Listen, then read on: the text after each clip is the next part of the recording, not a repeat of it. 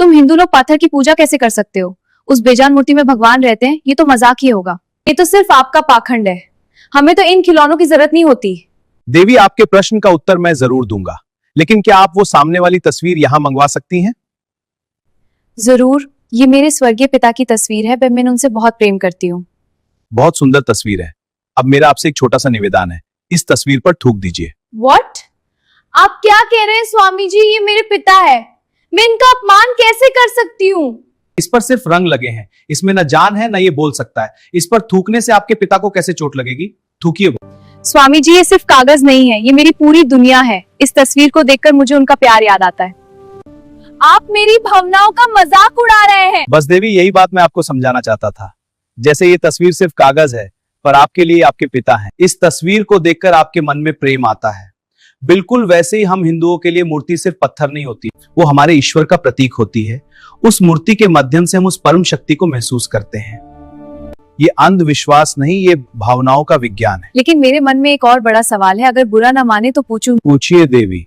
पूरी दुनिया कहती है गॉड इज वन, हमारा भी एक ही गॉड है, लेकिन मैंने सुना है कि आप हिंदुओं के 33 करोड़ देवी देवता होते हैं। क्या आप लोग कंफ्यूज नहीं है? आखिर ईश्वर एक है या अनेक? सवाल बहुत पेचीदा है। एक ईश्वर या 33 करोड़ देवी देवता?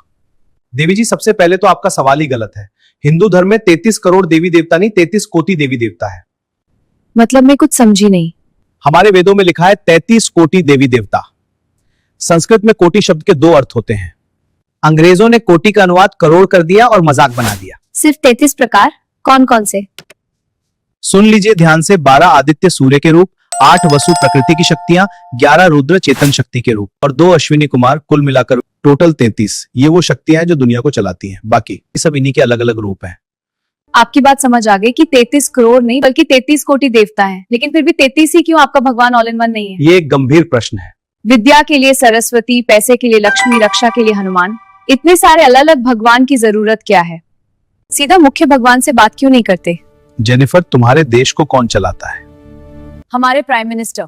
तो क्या तुम्हारे प्राइम मिनिस्टर खुद जाकर सड़कों पर झाड़ू लगाते हैं? क्या वो खुद बैंक में बैठकर पैसे गिनते हैं? या खुद स्कूल जाकर बच्चों को ABCD पढ़ाते हैं? क्या इतने सारे काम अकेला प्राइम मिनिस्टर कर लेता है?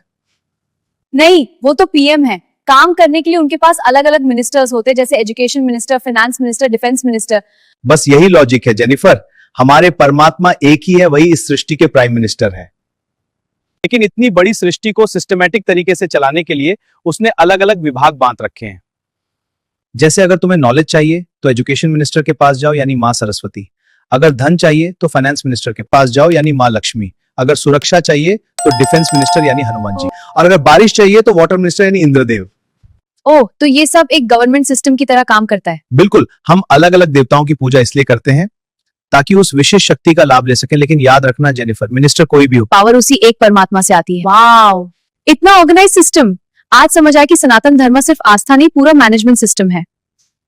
ईश्वर एक है लेकिन उसकी शक्तियां अनेक हैं। सही चैनल चुनिए, अर्जी जल्दी सुनी जाएगी।